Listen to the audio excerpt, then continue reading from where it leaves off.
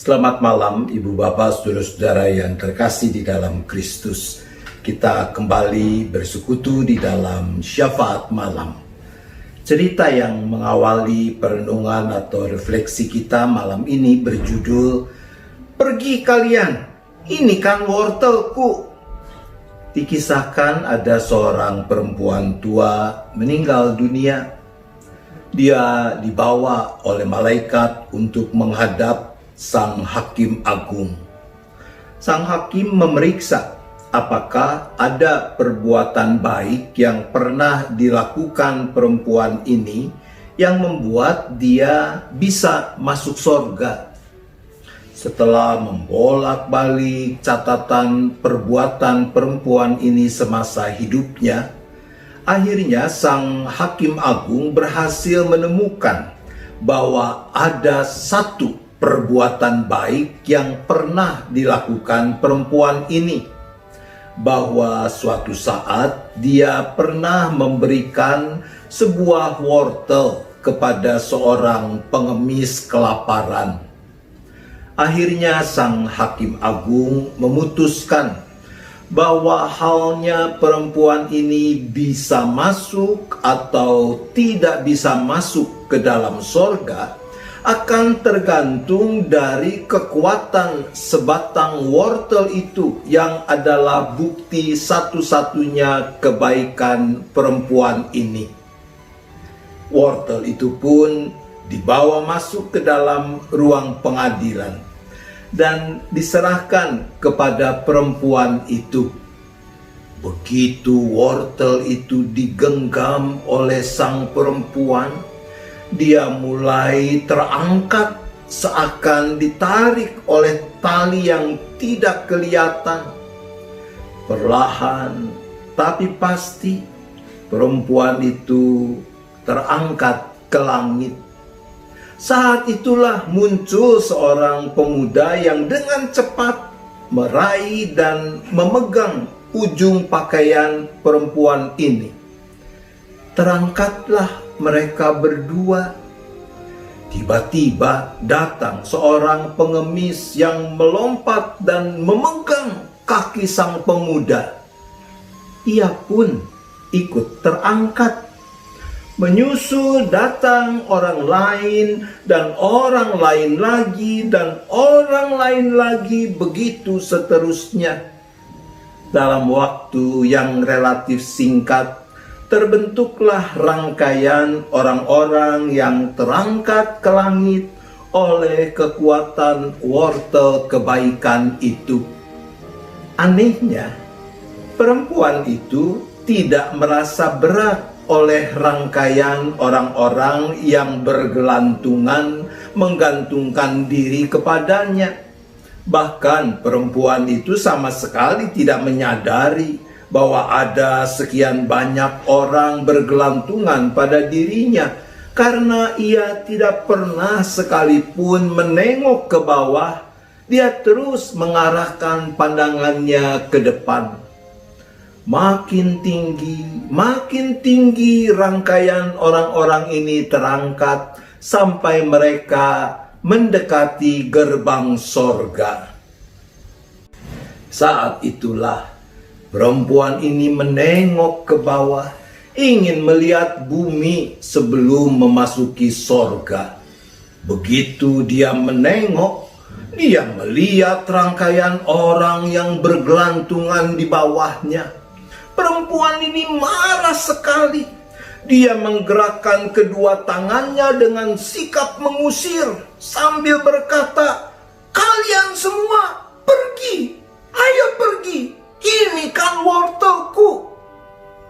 Ketika dia menggerakkan kedua tangannya dengan sikap mengusir itulah, tanpa disadarinya, dia melepaskan genggaman pada wortelnya. Maka jatuhlah perempuan itu beserta rangkaian orang-orang yang bergelantungan kepadanya.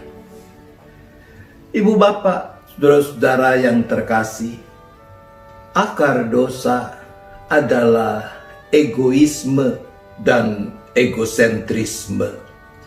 ketika orang hanya mengedepankan kepentingannya sendiri dan menjadikan dirinya pusat dari segala sesuatu, maka terbangunlah dinding yang sangat tebal atau jurang yang sangat lebar yang menghalangi bahkan mengubur kebaikan yang seharusnya bisa dilakukan untuk merawat dan berbagi kehidupan dengan orang lain.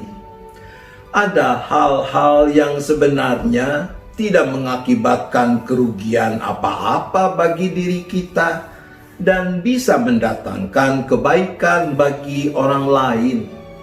Tapi egoisme dan egosentrisme yang ada dalam diri kita bisa menghalangi kita, membuat kita enggan untuk melakukannya.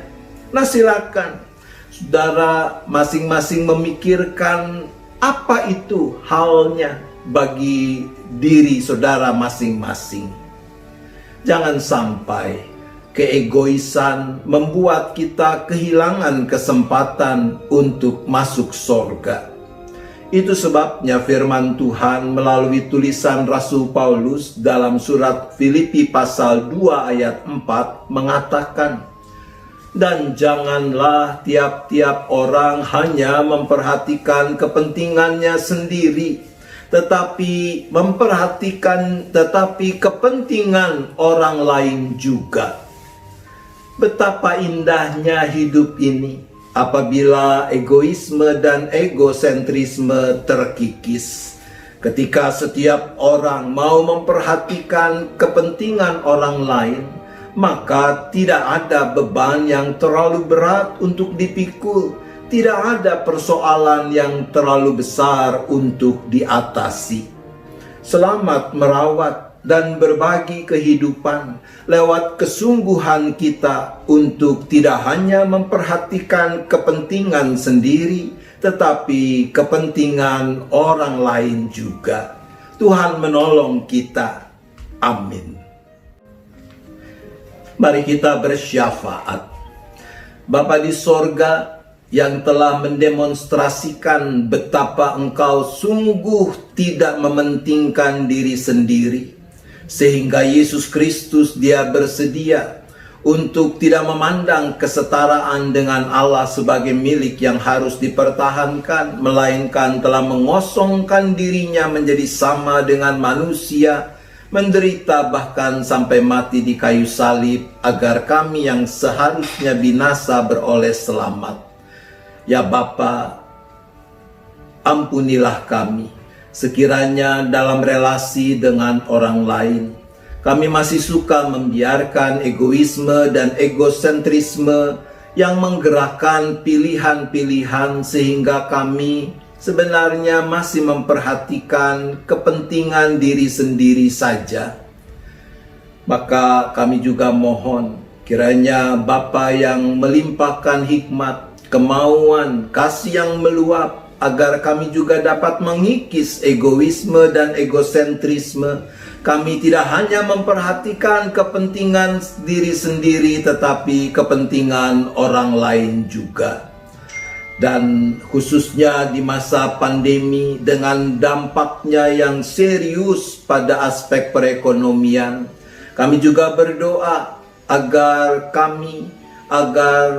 orang-orang mau makin saling memperhatikan, saling menopang di dalam merawat dan berbagi kehidupan. Kaitan dengan itu, kami juga berdoa bagi pemerintah di dalam menerapkan kebijakan-kebijakan untuk menolong rakyat kecil agar dapat mempertahankan kehidupan mereka, khususnya agar orang-orang yang bertanggung jawab menyalurkan berbagai bantuan dijauhkan dari kecurangan, dari kecenderungan mengambil keuntungan demi kepentingan pribadi. Bapa, saat ini kami juga berdoa bagi kesiapan dan persiapan mengikuti kebaktian Minggu besok, bagi gereja-gereja yang sudah menyelenggarakan kebaktian onsite, agar semua pihak sungguh-sungguh memperhatikan dan menaati protokol kesehatan, Dan bagi yang masih menyelenggarakan kebaktian online, agar kami tidak kehilangan gairah dan sukacita dalam beribadah, tapi kami boleh tetap mengalami perjumpaan dengan Tuhan yang hidup dan yang menghidupkan kami. Pada akhirnya kami kembali memohon pemeliharaan Tuhan dalam istirahat sepanjang malam ini. Dijauhkanlah kiranya kami dari segala mara bahaya, malapetaka. Kami boleh beristirahat dengan cukup, dan besok menyambut hari baru dengan penuh syukur, dengan penuh sukacita dalam keadaan yang lebih baik. Terima kasih Bapa, kami bersyafaat hanya di dalam nama Tuhan Yesus Kristus. Amin. Selamat malam Ibu Bapak Saudara-saudara, selamat beristirahat. Tuhan tetap beserta kita.